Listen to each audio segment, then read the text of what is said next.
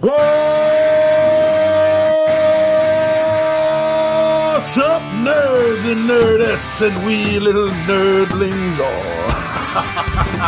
It's your buddy Big Johnny G for Two Gun Pixie presents Legendary Gaming. Shut up and sit down. What's up, Pixie Posse? I'm your buddy Big Johnny G, and welcome to Two Gun Pixie, your gateway to legendary gaming. So we've got another great video, one that we're going to be able to get to add to both playlists for Tabletop Takeout Tuesday, as well as for horror games. So come on, join the Pixie Posse by hitting that subscribe and the notify bell, and never miss one of our daily videos. We do a video every day. So come on in and join the party, everyone. Now, today I want to talk about a game based on an amazing artist, one whose work you probably know whether you know the name or not, and that is Edward Gorey. And the game, based on one of his short works, is called The Escape from the Evil Garden.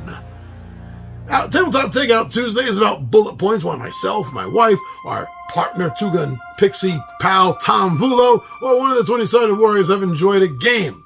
And this game, me and the others, we've definitely enjoyed. Now, right off the bat, come on.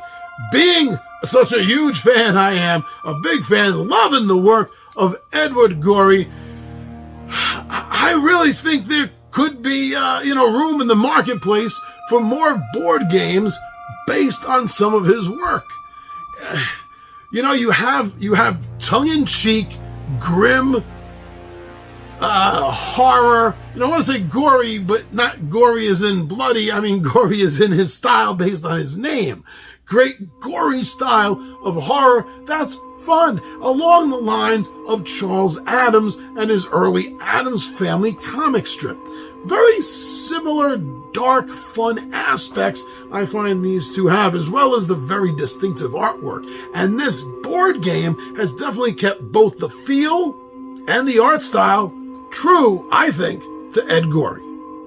Now, this game is basically broken down as a turn-based competitive game where you and other kindly, gentle folk, making your way through a lovely garden, suddenly find yourselves besieged by garden monstrosities that want to basically make you no more, or at least make you their plant food.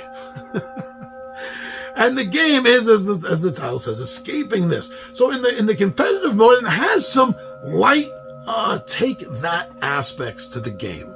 I really do like that when it's not the entirety of the game. When there's just the aspect of it, there's just things that you can do that give a game take that aspect, that's fun. When it's the entirety of the game, it becomes a little overblown at times, I think.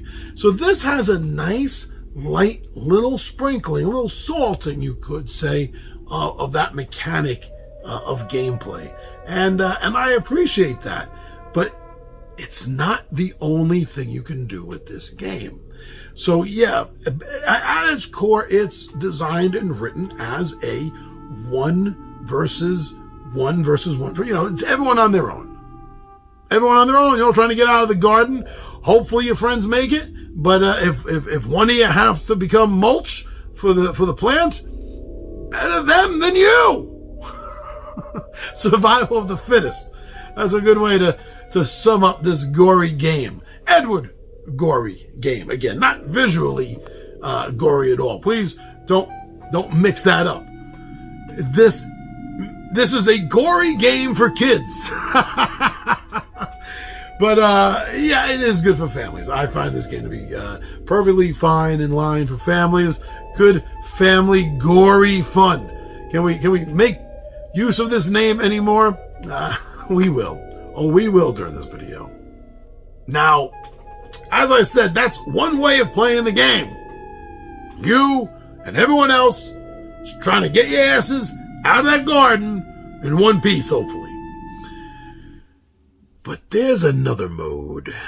There's another mode of play This game offers a one versus all setting to play, mechanic to work through in the game.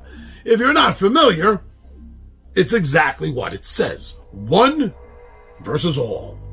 So one player will take over the role of the evil, living, sentient garden out to get the good gentlefolk. And everyone else is playing the good gentlefolk, trying to escape as per the regular, normal core system of the game. This is a very fun, tricky mode. It adds another level of strategy that you're not going to find in the game itself. If you're looking for the more strategic version of the game, if you play this a few times and you feel it becomes a little easy, this is what you want to do. You want to go up against another thinking, strategic human mind that's going to be actively working against you instead of the randomness, somewhat randomness of the all versus all mode of everyone just trying to, run for their lives, basically. So that is where you're going to find that much deeper strategy in this game, because it's going to be more of a cat and mouse back and forth between the one player who's the garden and the other players that are just simply trying to escape with their lives in hand, or intact, I guess, intact. Now, another aspect that I do really love about this game, any game where you put this into it, this mechanic, this rule, this thing, is when the different characters have different abilities, when there's an asymmetrical thing to everyone that you're running. So you're running one character that can do this, but nobody else can do that. But then you can't do what the other players are able to do also. And this game takes, I think, pretty good use of that by having things that can help during the course of the game and things that may be able to hinder during the course of the game. This helps, I find, replayability, because now not only are you surviving the game in one aspect, right? But now you have this whole other level to the game where you can use other characters, and it gives you this other option. So it's going to give you different strategies. So it's going to be a different game. You're going to want to play again and again. You're going to want that replayability. Once you get hooked on the game the first time, it's now giving you all these other options to say, well, you didn't try it this way, because this character can do this, or that character can do that. I bet you can't win without that ability. That kind of mentality, because the game is challenging you. Or that one player is. And that still comes down to the same thing. The different characters with the different abilities will give you different options, different strategies during the game. And that's always reliable. That's always something you want in a game. Yeah, it helps out. It helps make it seem less mundane, more like the last time you played. It's not going to be the same thing over and over again each time you try to get out of this damn garden. But yeah, Edward Gorey fans, families, anyone that wants to just play a good, fun, tongue-in-cheek horror game with some really great art, I think you are going to want to take a look at. You're going to want to check out the Escape from the Evil Garden. When you do, come back here and let us know what you think of it.